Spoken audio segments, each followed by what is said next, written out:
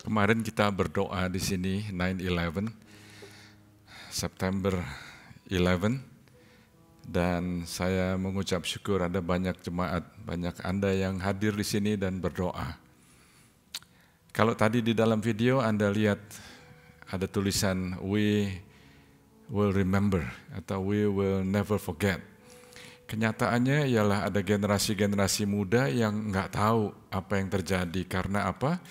Karena generasi yang lahir setelah itu mereka nggak diberitahu apa yang terjadi pada saat itu. 20 tahun yang lalu, Amerika menyaksikan dan dunia menyaksikan bahwa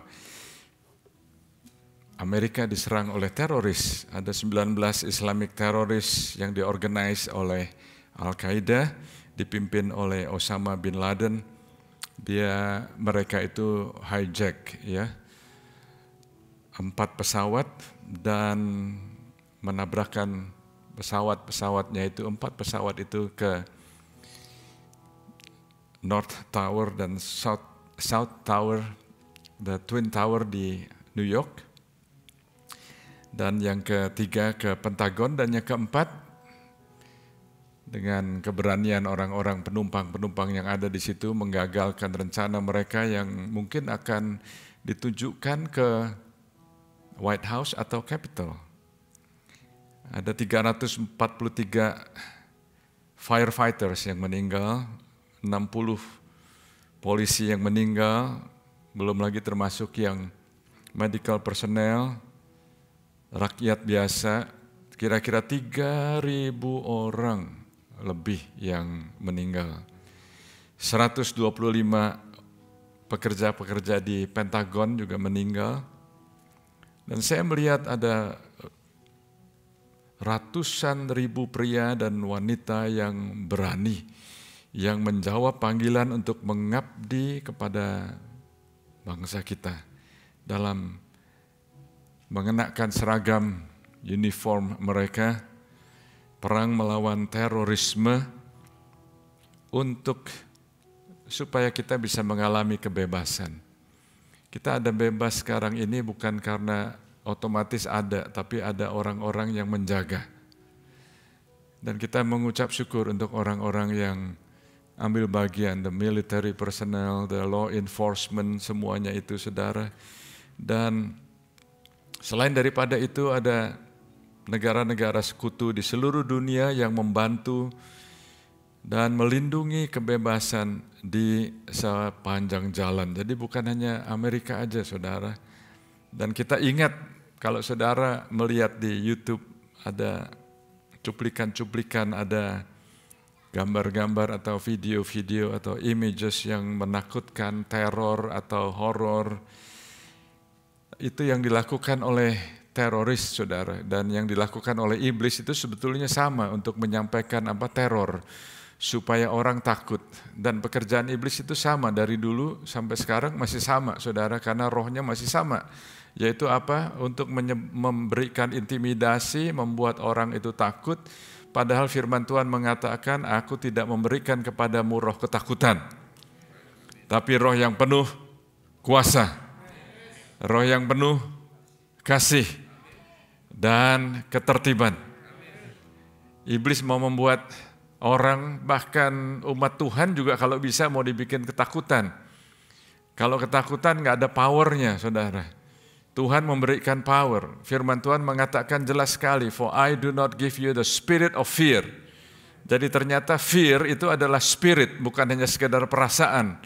Takut itu bukan hanya sekedar feeling, tapi adalah satu roh, dan Tuhan memberikan roh yang memberikan kuasa. Dan memberikan kuasa bukan untuk kita semena-mena, tapi memberikan kita kuasa supaya kita bisa mendemonstrasikan kasih Kristus. Amin. Dan selain daripada itu, kalau orang ketakutan nggak bisa mikir dengan lurus. Tapi firman Tuhan mengatakan, aku memberikan kamu kuasa dan kasih dan ketertiban. Ketertiban itu supaya kita bisa mempunyai sound mind, bisa mikir, bisa tenang, bisa mikir. Dan kalau Anda melihat ada images of horror or terror, saudara perlu tahu bahwa sebaliknya kita juga tahu bahwa ada pengharapan di dalam Tuhan. ada keberanian di dalam Tuhan, ada ketekunan di dalam Tuhan. Dan kita berada di sini supaya kita bisa dikuatkan setiap hari. Setiap hari kita perlu dikuatkan, dan setiap kali kita hari Minggu kita mendengarkan firman Tuhan. Dan saya berdoa bukan cuma hari Minggu aja, tapi setiap hari waktu Anda berdoa, waktu Anda membaca firman Tuhan. Berapa banyak saudara yang membaca firman Tuhan secara disiplin setiap hari? Let me see your hand. Yang lain bagaimana saudara? Ada saudara yang enggak konsisten. Saudara, konsistensi adalah salah satu ciri-ciri supaya Anda mempunyai stabilitas di dalam diri Anda. Kalau enggak, barometernya enggak kuat saudara, jiwa Anda, emosi Anda, pikiran Anda bisa terganggu. Kita bisa kembali kepada firman Tuhan. Amin saudara. Tuhan memberikan kita janji. Siapa yang suka menerima janji Tuhan? Tahukah saudara, saya juga suka menerima janji Tuhan, tapi kenyataannya antara janji dan kenyataan di tengah-tengahnya itu seringkali ada apa? Ada pain, ada problem. Promise, ada pain, ada problem. Tapi kita ingat promise-nya Tuhan pasti akan terlaksana. Selama mengalami pain and problem, jangan Anda goyah, jangan kita goyah. Kita perlu menguatkan satu sama yang lain. Amin saudara. Puji Tuhan, puji Tuhan. Mari kita ambil waktu untuk berdoa saat ini. Mari bangkit berdiri, kita menghormati hadirat Tuhan. Kami mengucap syukur ya Tuhan kalau hari ini 20 tahun kami mengingat apa yang terjadi 9/11. Tuhan, kami berdoa untuk gerejamu, kami berdoa untuk umatmu, kami berdoa untuk bangsa ini, kami berdoa untuk bangsa-bangsa di seluruh dunia. Kami berdoa ya Tuhan, kami cancel segala pekerjaan-pekerjaan teror yang ingin disebarluaskan ke dunia ini. Tuhan Yesus, saat ini biar Engkau mengingatkan kepada kami bahwa Engkau tidak memberikan kepada kami roh ketakutan, tapi roh yang penuh kuasa, roh yang penuh kasih dan ketertiban. Kami berdoa, kami mengucap syukur ya Tuhan untuk para law enforcement, untuk orang-orang yang bekerja di militer ya Tuhan. Tuhan, kami berdoa bahkan keluarga mereka yang ditinggalkan waktu mereka berkorban membantu menyelamatkan orang-orang yang pada saat itu terjebak di dalam reruntuhan. Kami berdoa ya Tuhan pada saat mereka mau menolong mereka sendiri menjadi korban. Tuhan, kami berdoa saat-saat seperti ini ya Tuhan. Enggak gampang ya Tuhan, tapi kami berdoa kepadamu, Engkau berikan mereka kekuatan, perlindungan, dan untuk para firefighter, semua mereka itu yang masih melayani saat ini, Tuhan Engkau lindungi, Engkau jagai keluarga mereka, jagai kesehatan mereka, supaya mereka tetap kuat, sehat, melayani kami, melayani bangsa ini, mengabdi kepada bangsa ini ya Tuhan, supaya kami rakyat biasa ini mengalami damai. Ada tenang karena ada yang berperang buat kami. Terima kasih ya Tuhan. Dalam nama Tuhan Yesus, kami berdoa untuk kebaktian hari ini. Kami ingin mendengarkan sebagian dari firman-Mu yang pasti akan bicara kepada kami. Firman-Mu akan bicara kepada kami ya Tuhan. Saudara yang bersetuju berkata amin. Katakan, aku siap. Bicara kepadaku ya Tuhan. Rubah aku sesuai firman-Mu. Dalam nama Tuhan Yesus. Haleluya. Amin. Amin. Puji Tuhan. Silakan duduk Bapak Ibu Saudara sekalian. Hari ini saya akan melanjutkan firman Tuhan yang saya mulai minggu yang lalu, yang seri mengenai membangun character building. Kalau minggu yang lalu judulnya sangat gampang saudara, grow up. Hari ini adalah shape up. Shape up ya saudara, shape up itu ada hubungannya dengan Anda itu perlu berlatih.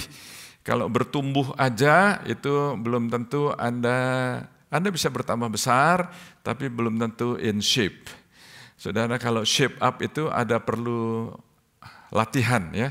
Apa yang saya sampaikan minggu yang lalu di dalam buku Ibrani pasal 5 ayat 14, dikatakan di situ bahwa penulis Ibrani mengatakan ada orang-orang yang kalau ditinjau dari sudut waktu, mereka itu sebetulnya harus sudah menjadi pengajar-pengajar, tetapi masih minum susu, nggak bisa makan makanan yang keras.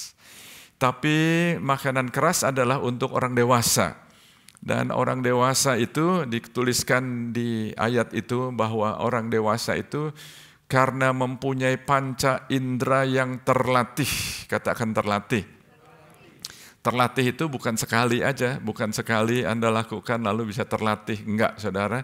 Itu perlu dilakukan seminggu, 2 minggu, sebulan, setahun, terus bertahun-tahun sampai Anda itu terlatih sehingga menjadi bagian dari Anda, dan dalam bahasa Inggrisnya itu bisa menjadi your second nature.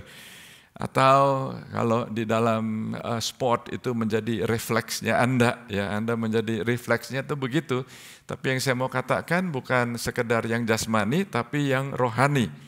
Kita perlu shape up, kita perlu berlatih, kita perlu maju terus. Siapa yang di sini yang mau maju? Saya mau maju, tapi kenyataannya kalau kita mau maju ada problem apa enggak? Problem itu selalu ada, saudara, dan Tuhan mau mengajar kita. Kalau bicara mengenai character building, Tuhan mau mengajar kita waktu kita ini menghadapi kehidupan, itu pasti kita menghadapi janji Tuhan dan ada pain dan ada problem. Tuhan mau supaya kita bisa mengatasi dua-duanya. Kita ingat waktu ada pain dan ada problem, kita ingat janjinya Tuhan. Karena apa, saudara? Tuhan seringkali memakai problem di dalam hidup kita. Sebetulnya Tuhan seringkali memakai problem dalam hidup kita. Anda kerja apa enggak? Siapa di sini yang bekerja? Tahu enggak, yang ada Anda lakukan itu ialah Anda melakukan problemnya di perusahaan Anda. Yang orang lain enggak mau kerjakan, bos Anda, supervisor Anda, hire Anda supaya Anda kerjakan problem itu. Jadi kita nggak bisa lepas dari problem. Jadi ternyata bahwa Tuhan memakai problem juga. Untuk apa? Untuk mengarahkan kita. Kadang-kadang kita hilang arah karena lupa, saudara. Tuhan memakai problem untuk apa? Untuk memeriksa kita. Diperiksa kita ini fokusnya di mana. Tuhan memakai problem untuk koreksi kita. Karena kita nggak selalunya benar juga, saudara. Tuhan memakai problem untuk melindungi kita. Karena apa? Kita mengalami ada buat salah. Siapa di sini yang nggak pernah buat salah? Saya tanya lagi deh. Siapa di sini yang makan nggak pernah gigit lidahnya sendiri? Siapa yang di sini makan nggak pernah gigit bibirnya sendiri? Ya, kita bisa salah. Kita tahu bahwa sebetulnya dari situ kita bisa lebih hati-hati. Jadi Tuhan pakai problem untuk melindungi kita juga. Kadang-kadang kita gampang sekali untuk komplain. Amin, saudara. Saya masih ingat satu hari saya ada appointment di daerah Temple City. Saya sudah siap-siap dari pagi-pagi, saudara. Saya nggak mau terlambat. Dan saya nggak suka kalau janji itu terlambat, saudara. Jadi saya sudah siap dari pagi-pagi, berapa jam sebelumnya sudah siap. Sudah berangkat. Ada yang ketinggalan, saudara, barang ketinggalan. Siapa yang pernah barangnya ketinggalan di sini? Oke, kayak cuman 3-4 orang, yang lain nggak pernah ketinggalan. Oke, saya pikir ini penting lagi ya, kalau saya nggak ada itu saya meetingnya, saya perlu barang itu ya. Aduh, di dalam sini jengkel apa enggak, saudara? Jengkel lah ya, apalagi kalau udah cukup jauh. Tapi mau nggak mau saya balik. Jadi saya balik dan saya cepet-cepet karena kalau supaya nggak terlambat. Jadi jalannya apa, saudara?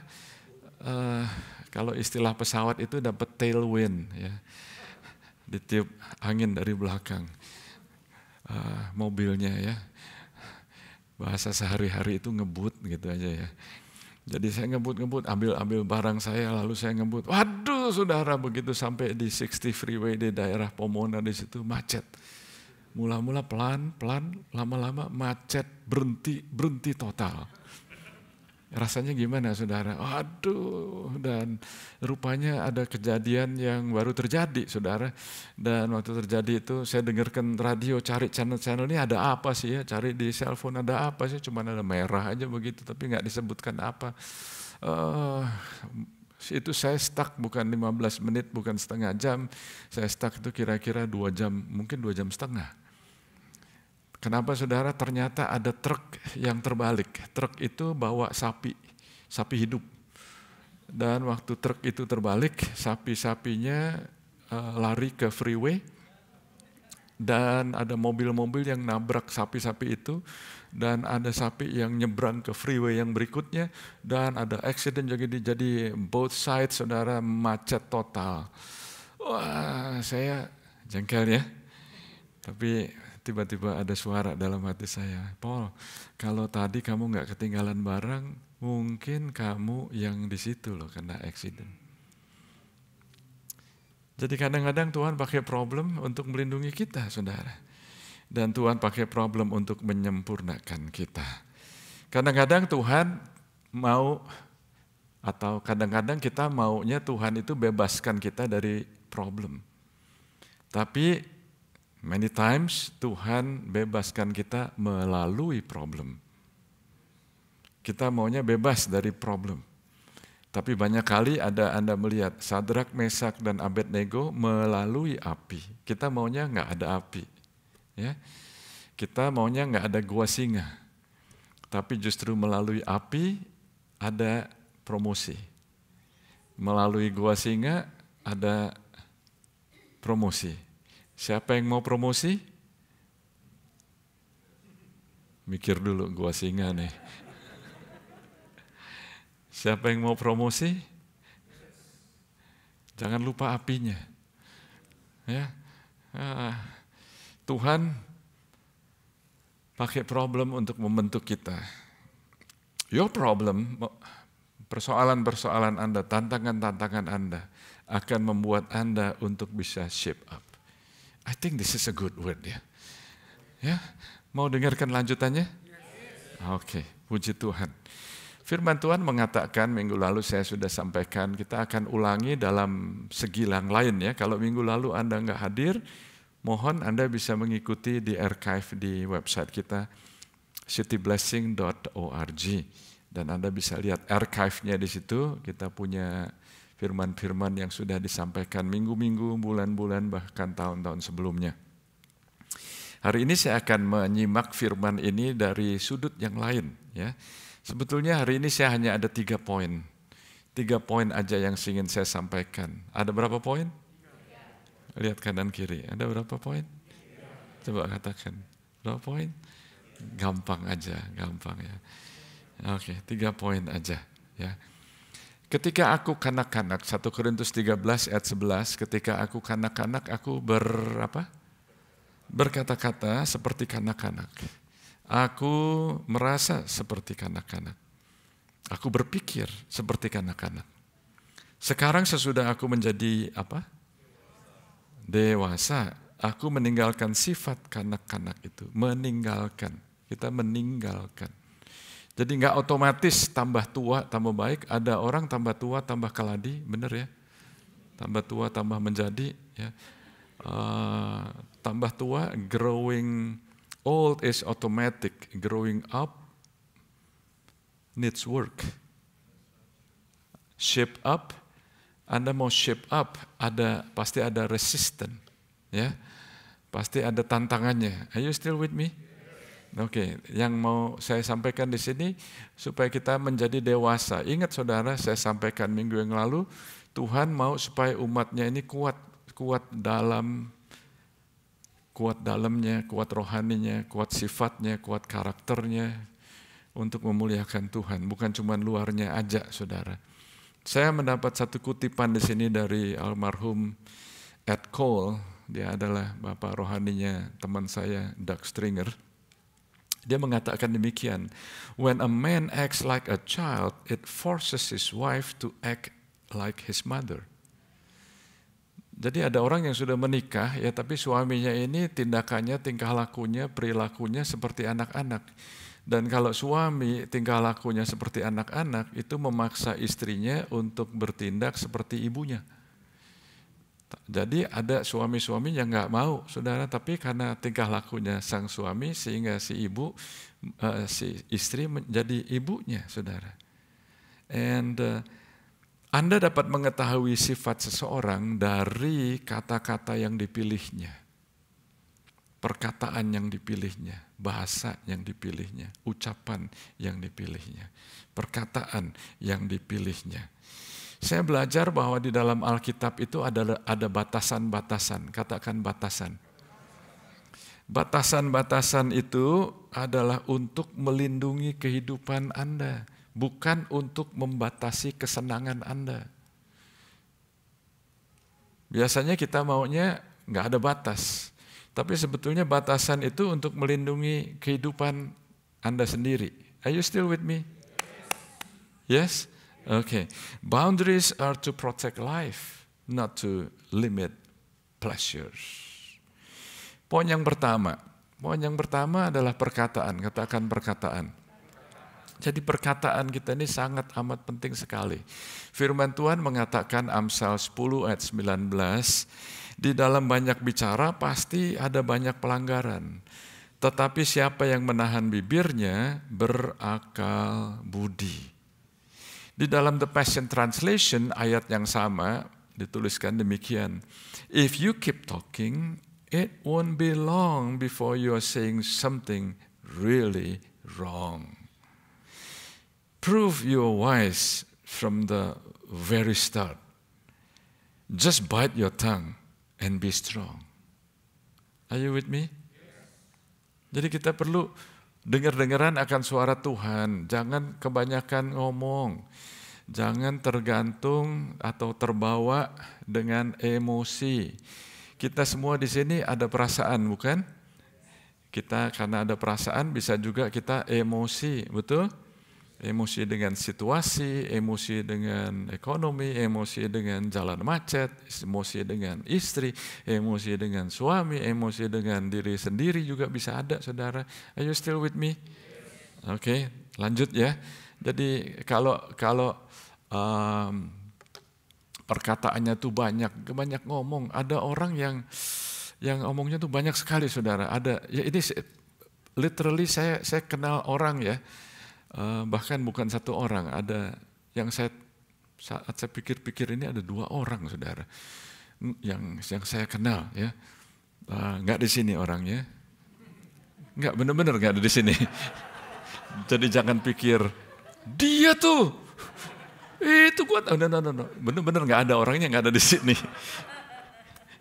Itu kalau ngomong ya, itu seperti nggak ada napasnya. Baru saya mau nambahin gitu, saya tunggu lagi. Orang tuh kan kalau ngomong ada berhentinya, ini seperti nggak ada berhenti. Gitu. Orang ini ya saya pikir, aduh kenapa ya, saya pernah kasih tahu dengan hormat, mohon Anda kalau bicara jangan bicara terus, saya bilang begitu. Bahkan saya kasih tahu ya, dia ini suka ini benar-benar, saudara, dia ditelepon orang ya, dia ini yang ngomong, yang nelpon nggak dikasih kesempatan ngomong, sampai dia udah ngomong, oke, bye. Suaminya ada di sebelahnya, suaminya tanya, tadi yang telepon kan dia ya, kok yang ngomong kamu?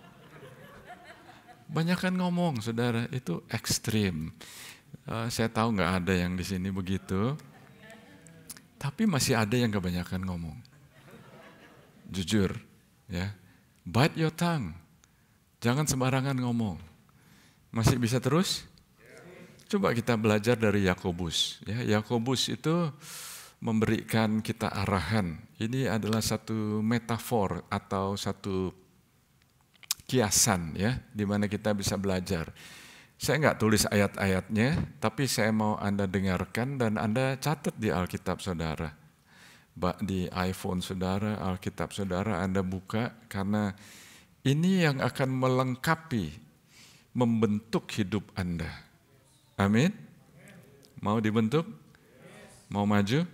Ternyata Alkitab itu banyak sekali hal-hal yang praktikal. Jadi yang pertama itu apa saudara? Perkataan ya. Yakobus 3 ayat 3 sampai 10. Ini ayatnya cukup banyak, tapi sebetulnya nggak banyak juga saudara. Mudah-mudahan Anda mau ulangi lagi nanti di rumah. Ayat yang ketiga, Yakobus 3. Kita mengenakan kekang pada mulut kuda. Pada apa kuda? Mulutnya kuda. Sehingga ia menuruti kehendak kita. Dengan jalan demikian kita dapat juga mengendalikan seluruh tubuhnya. Benar ya? Joki itu kalau menunggangi kuda yang dikekang cuman mulutnya doang. Mau ke kanan ya ditarik ke kanan, seluruh tubuhnya ikut. Mau ke kiri yang ditarik ke kiri, seluruh tubuhnya ikut. Dan kita lihat aja kapal-kapal, walaupun amat besar, digerakkan oleh angin keras, namun dapat dikendalikan oleh kemudi yang amat kecil menurut kehendak jurumudi. Demikian juga lidah. Walaupun satu anggota kecil dari tubuh, namun dapat memegahkan perkara-perkara yang besar. Lihatlah betapapun kecilnya api, ia dapat membakar hutan yang besar. Lidah pun adalah api, ia merupakan suatu dunia kejahatan yang mengambil tempat di antara anggota-anggota tubuh kita sebagai sesuatu yang dapat menodai seluruh tubuh dan menyalakan roda kehidupan kita. Sedang ia sendiri dinyalakan oleh api neraka. Wow, saya nggak mau lidah saya dinyalakan oleh api neraka. Saya mau lidah saya dipimpin oleh api surgawi. Gimana dengan Anda?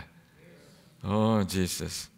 Ayat yang ketujuh, ini metafor lagi, kiasan lagi. Dikasih kiasan supaya kita tuh ngerti, saudara. Tuhan bicara kebenaran pakai perumpamaan. Karena apa? Kalau Tuhan bicara apa adanya, kita nggak ngerti. Pakai perumpamaannya aja ada yang masih nggak nangkep. Karena pikirannya kadang-kadang nggak di sini. Saudara, Tuhan pakai perumpamaan bicaranya nih, ayat 7. Semua jenis binatang liar, burung-burung serta binatang-binatang menjalar dan binatang-binatang laut dapat dijinakan dan telah dijinakan oleh sifat manusia. Tetapi tidak seorang pun yang berkuasa menjinakkan lidah.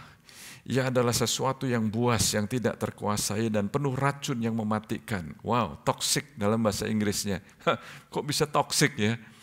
Kita kalau makan dicuci, mau beli sayur dicuci, makan buah dicuci dulu, dicuci ya, karena supaya kita nggak kena pestisida, betul ya. Tapi ternyata di sini lidah ini juga bisa toksik, ya. Jaga mulut Anda, amin. Berapa banyak saudara yang mengaminkan ini? Mulai sekarang Anda mau menjaga mulut Anda.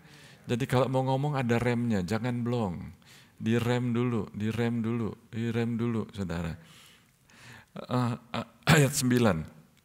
Dengan lidah kita memuji Tuhan. Oh, haleluya, puji Tuhan ya. Bapa kita, dan dengan lidah kita mengutuk manusia yang diciptakan menurut rupa Allah. Lidah yang sama, lidahnya sama, dari mulut yang sama, dari orang yang sama. Dari mulut yang satu keluar berkat dan kutuk. Hal ini saudara-saudaraku tidak boleh demikian terjadi. Jadi Tuhan itu mau mengajarkan kita kapan untuk bicara dan kapan untuk nggak bicara.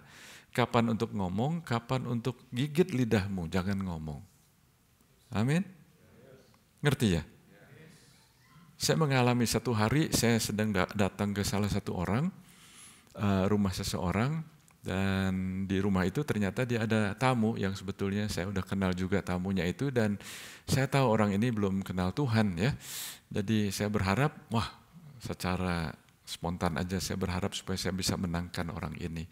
Dalam pembicaraan lagi ngomong, ya lalu salah satu orang ngomong bahwa, saya mau bawa orang ini ke dokter ini, demikian disebutkan namanya. Waktu saya dengar ya saudara, saya dengar beberapa pengalaman bahwa ternyata dokter itu tuh nggak baik. Banyak orang yang salah didiagnosa, banyak orang yang tambah sakit, bahkan ada beberapa orang yang meninggal. Dokternya itu nggak baik, begitu ya. Jadi waktu orang ini ngomong, ya orang yang saya kunjungi, the host, ya bilang mengenai dokter itu, dia mau bawa temennya atau bagaimana. Otomatis kalau Anda jadi saya gimana? Omongnya bagaimana? Jangan bawa ke sana. Betul ya? Saya baru mau ngomong, ada suara di sini. Jangan ngomong. Ya. Lalu saya diam aja. Kenapa ya? Terus ngomong yang lain. Lalu tamu yang datang ke rumahnya orang itu bilang, dokter itu om saya.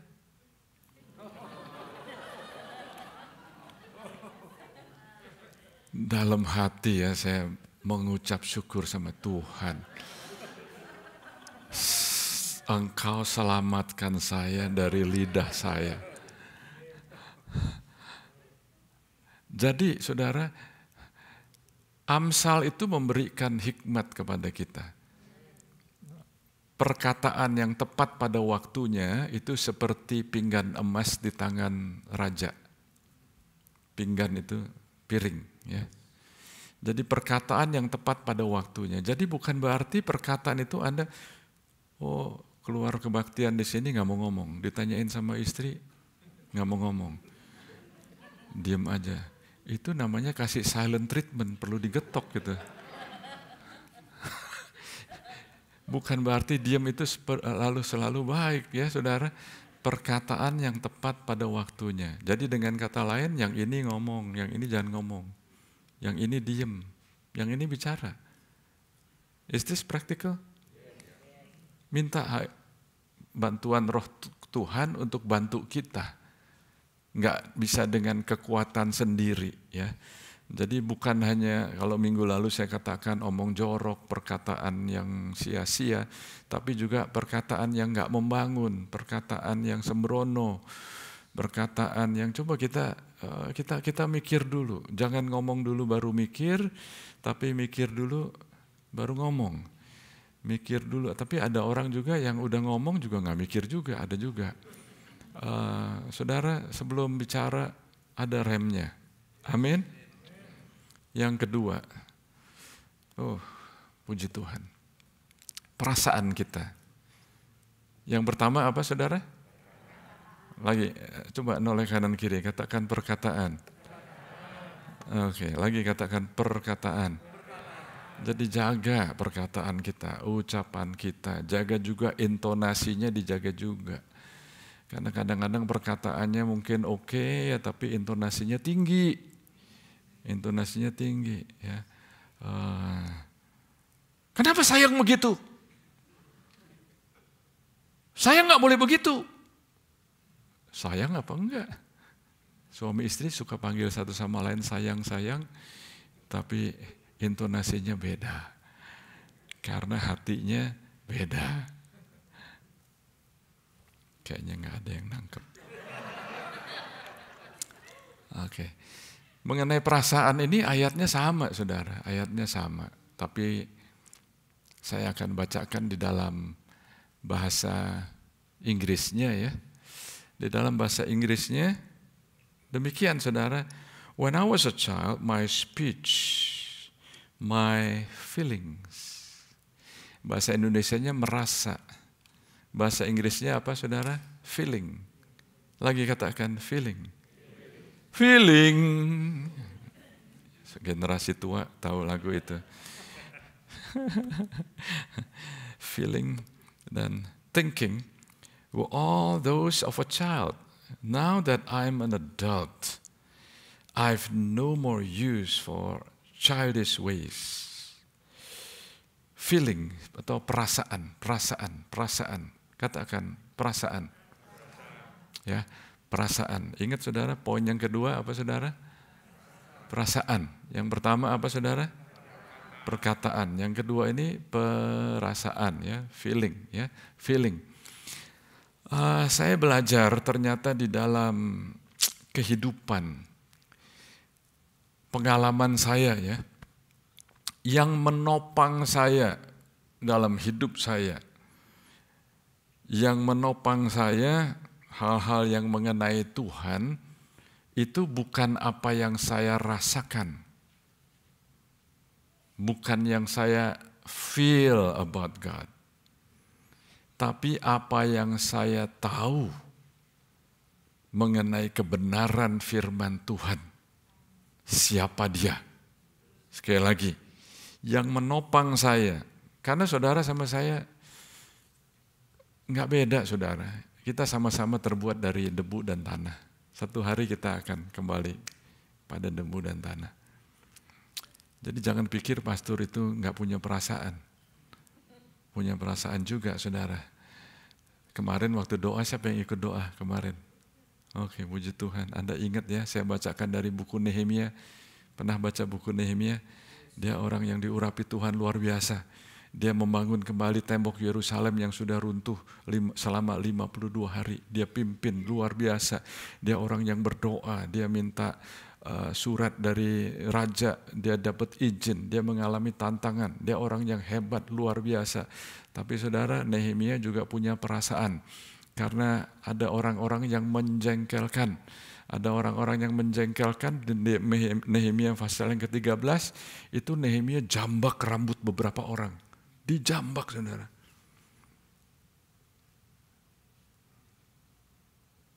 Diam aja nih. Bayangkan kalau saya jambak rambut Anda. Lu gak nurut. Anda bilang, wah ini pastornya gawat nih. Jambak. Wah Nehemia saking, dia punya perasaan juga, punya emosi juga saudara. Anda gak perlu bayangkan lah kalau saya jambak rambutnya orang. Ada beberapa saudara di sini yang gak bisa dijambak rambutnya. Karena gak punya rambut. Jadi yang menopang saya itu bukan apa yang saya rasa mengenai Tuhan, tapi apa yang saya tahu mengenai Tuhan. Berapa banyak saudara yang merasa bahwa ada saat-saat di mana your feeling itu nggak benar. Berapa banyak yang mengalami bahwa ternyata biarpun sebagaimana emosi atau feeling Anda, itu belum tentu benar. Bisa perasaan Anda bisa membohongi diri Anda sendiri. Ya. Jadi betul emosi itu bisa menunjukkan kepada sesuatu, bisa menjadi indikator mengenai sesuatu yang terjadi dalam hidup Anda. Ya. Tapi emosi nggak bisa mengontrol arah hidup saudara. Sekali lagi, are you still with me? Arah hidup saudara itu nggak bisa dikontrol sama emosi. Jangan sampai mengizinkan emosi Anda menguasai hidup Anda. Kita semua ada emosi, kita semua ada feeling, roh, jiwa, dan tubuh.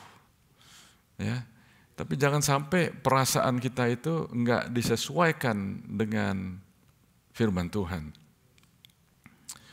Saya menjumpai bahwa ada cukup banyak orang yang pendapat mereka mengenai Tuhan itu berubah-ubah setiap kali mereka mempunyai feeling yang berubah-ubah. Kalau feelingnya berubah, pendapat mereka mengenai Tuhan berubah. Kalau lagi rasanya problemnya nggak beres-beres ya, maka yang muncul ialah, saya kok nggak ngerasa ya Tuhan bersama-sama saya. Saya nggak rasa tuh. Ya. Rasa atau nggak rasa, Tuhan beserta Anda. Karena Anda tahu bahwa Tuhan beserta Anda. Ada orang yang sudah married 1-2 bulan, lalu ngomong begini sama saya, many years ago, wah pastor saya udah married sekarang. Saya nggak rasa, I'm a married man. Rasa atau nggak rasa, you are a married man now. Ada orang yang waktu mengalami problem, I don't feel like God care. Saya merasa Tuhan gak peduli sama saya. Nangis. Tuhan gak peduli sama saya. Saya gak merasa Tuhan bekerja membantu saya. Dan karena perasaannya demikian, pendapat mengenai Tuhan berubah-ubah. Dan karena pendapatnya berubah-ubah, karena pikirannya, karena perasaannya ya. Maka tindakannya juga berubah-ubah. berubah-ubah berdasarkan feelingnya mereka. Hari ini saya nggak rasa mau membawa perpuluhan. Saya nggak rasa mau memberi. Hari ini, saudara, kalau Anda berdasarkan feeling, ya, maka hidup Anda akan terbatasi dengan janji-janji firman Tuhan. Saya nggak ngerasa begini. Makanya saya nanti aja lah kapan-kapan saya mau bawa persembahan, perpuluhan. Nantilah, nanti kalau saya udah punya jutaan dolar. Saudara, kalau nggak bisa dipercaya hal yang kecil, nggak bisa dipercayakan hal yang besar. Tapi setelah Anda dipercayakan hal-hal yang besar, sebetulnya hal-hal yang besar itu adalah kumpulan dari banyak hal-hal yang kecil-kecil.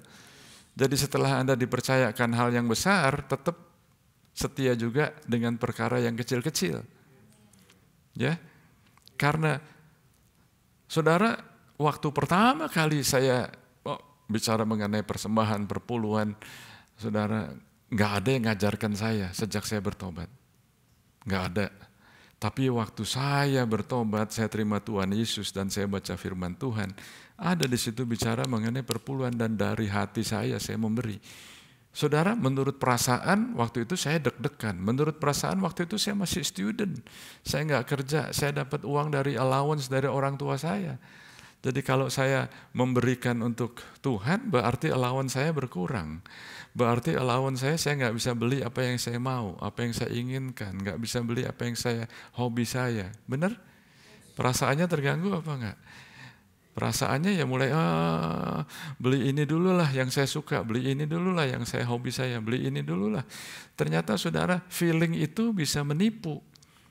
Sejak saya bertobat, saya belajar, saya tahu bahwa Tuhan adalah Tuhan yang memenuhi semua kebutuhan saya. Jadi saya memberi karena saya tahu Tuhan, bukan karena saya rasa Tuhan. Jangan berdasarkan feeling. No. Ya. Jadi di situ saya belajar bahwa Tuhan itu yang memberi. Dia itu adalah provider, dia yang mencukupi. Saya bisa hidup, saya bisa sehat, saya bisa ada sekarang ini karena Tuhan yang nggak bisa dibeli dengan duit. Halo, nggak bisa dibeli sama uang, ya saudara. Jadi kalau orang yang hidupnya berdasarkan emosi, maka akan terbawa emosi. Kalau orang di sekitar Anda marah, maka Anda bisa jadi marah juga. Siapa yang mempengaruhi siapa? Who affect who? Kalau damainya Tuhan ada di dalam diri saudara, orang yang tadinya marah-marah, begitu Anda datang nggak jadi marah. Pernah ngalamin itu? Saya sering mengalami hal itu. Waktu saya bisnis, waktu saya travel, dari zaman dulu, waktu saya datang, ada orang yang in the business settlement, ya mereka lagi ngomong-ngomong, begitu saya datang, don't say that. Paul is here. Wow, mereka merasa nggak enak ngomong hal-hal yang seperti itu karena saya hadir. Halo. Jadi jangan sampai tingkah laku saudara, action Anda berubah berdasarkan perasaan Anda. Saya nggak ngerasa mau memberi, nanti bisa berkembang lagi. Saya nggak ngerasa mau melayani, nanti aja lah. Hari ini kan bukan tugas saya. Yesus datang untuk melayani, bukan untuk dilayani. Are you still with me? Is this good? Gimana kalau Anda waktu bangun pagi lalu Anda ngomong begini sama diri Anda sendiri, hari ini saya rasanya nggak mau kerja.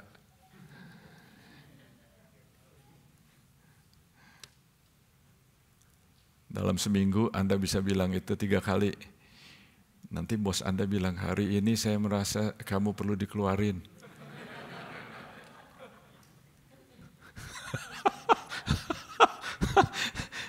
Wah, hari ini dingin nih.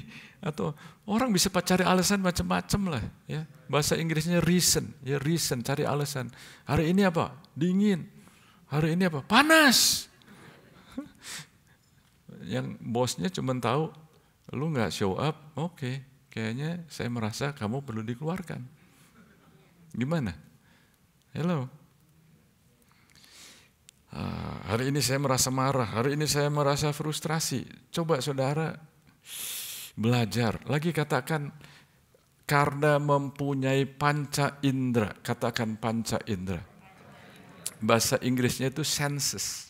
Sense. Kita punya perasaan kan? Jadi bukannya orang yang mati rasa. Kayak zaman dulu kalau nggak salah ada film Captain Spock ya. Kayaknya nggak pernah ada perasaannya. Nggak pernah ketawa, nggak pernah senyum, nggak pernah marah. Dia kayaknya nggak ada emosi. Kita diciptakan bukan sebagai orang yang nggak punya perasaan, tapi supaya kita dipimpin oleh Rohnya Tuhan, sehingga karakternya kita tuh dibangun. John Maxwell mengatakan demikian. Karakter, dia mengatakan demikian. Karisma can open the door. Karisma bisa membuka pintu-pintu yang tadinya tertutup karena Anda punya karisma, Anda punya skill, Anda punya keterampilan. But character will keep the door open. Karakter Anda akan membuat pintu itu tetap terbuka. Karena orang bisa tertarik sama Anda dalam sekejap aja bisa. Oh, ini orang baik, ini orang. Nanti kalau udah 1 minggu, 1 bulan kelihatan yang kurang baik. Yes. So charisma can open the door. But character will keep the door open. Jadi hati-hati dengan perasaan Anda atau mood. Katakan mood. He is in the bad mood. Ya. Pernah dengar itu? Bad mood gitu ya. Jadi beware of moods, ya. Jangan jadi orang yang mood-moodan. Itu kalau dijawain begitu, saudara. Jadi saya ada mood juga, tapi saya nggak mengizinkan mood itu mendikte hidup saya. Saya nggak mengizinkan mood saya untuk mendikte action saya. Kadang-kadang bocor, I'm sorry. Kadang-kadang nggak tepat, masih belajar. Kadang-kadang masih melenceng, I repent. Oke? Saya juga masih belum sempurna, saudara. Yang terakhir, haleluya. Yang terakhir apa, saudara? Pikiran. Dari ayat tadi itu loh, saudara, waktu aku masih kecil. Lagi katakan masih kecil. Waktu masih kecil secara rohani ya, omongannya seperti anak-anak. Perasaannya seperti anak-anak. Karena apa? Karena pikirannya rupanya. Jadi yang perlu dirubah mulai dari pikirannya. Akarnya itu dari situ. Oke. Jadi gimana kita merubah pikiran kita? Mulai dari firman Tuhan. Hosea pasal 4 ayat yang ke-6 tuliskan di sini bahwa umat orang lain. Hah? Oh ya? Umatku. What? Umatku binasa karena tidak mengenal Allah. What? Ini bicara mengenai orang yang udah ke gereja nih. Ini bicara mengenai yang udah ngomong dirinya Kristen. Sino, C-I-N-O, Christian in name only. Bahasa Indonesianya KTP. Agama apa Kristen? Tapi ya nggak mengenal Tuhannya, nggak mengenal. Lihat sini ya, umatku binasa karena tidak mengenal Allah. Terjemahan lain, tidak mempedulikan aku. Lagi, baca ulang lagi boleh ya? Kadang-kadang bacanya terlalu cepat nggak nangkep. Umatku binasa karena tidak mengenal Allah.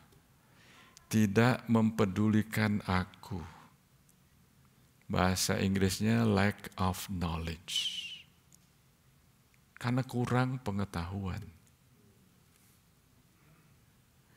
Karena engkaulah yang menolak pengenalan itu, maka aku akan menolak engkau menjadi imamku.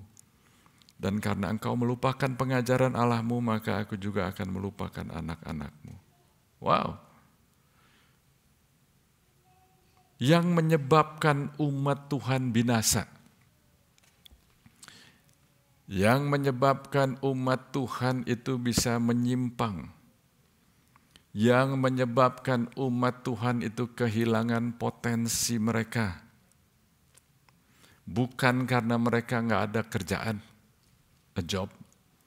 Bukan karena nggak punya rumah, bukan. Bukan karena nggak punya mobil, bukan. Bukan karena nggak punya green card, bukan. Yang menyebabkan umat Tuhan itu kehilangan potensi di dalam hidupnya, itu karena kurang pengetahuan. Lack of knowledge. Lack of knowledge. Ada orang yang ngomong begini, kadang-kadang kita kalau, siapa yang suka dapat kutipan-kutipan? Perhatikan saudara, saya mau supaya Anda memfilter kutipan-kutipan ya. Kelihatannya enak didengar tapi belum tentu benar loh. Jadi kalau bicara mengenai kurang pengetahuan, ada satu kutipan yang ngomong begini, bumper sticker. What you don't know won't hurt you. Apa yang Anda nggak tahu nggak akan melukai Anda. Jadi dengan kata lain, kalau maksudnya tuh kalau nggak tahu ya nggak apa-apalah begitu ya. Hati-hati saudara. Kalau Anda nggak tahu, Anda ambil 2 metal paku gitu ya, paku lah. Anda pegang 2, satu di kanan, satu di kiri, lalu Anda masukkan di electric socket.